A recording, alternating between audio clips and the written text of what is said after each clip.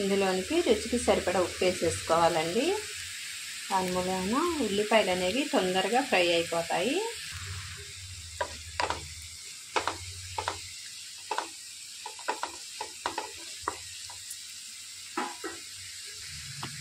ఇందులోనికి 1/2 table spoon పసుపు వేసుకోవాలి. బాగా కలిపేసుకోవాలండి.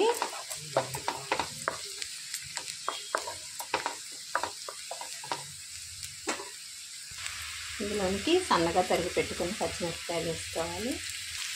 స్లో ఫ్లేమ్లో మంచిగా వేయించుకోవాలండి. ఇందులోనికి సన్నగా తరిగి పెట్టుకున్న క్యాప్సికమ్ ముక్కలు వేసుకోవాలి. వేసుకొని బాగా ఉడికించుకోవాలండి. ఆ నూనెలో ఉల్లిపాయతో పాటు బాగా మగ్గించుకోవాలి. ఇందులోనికి సన్నగా తరిగి పెట్టుకున్న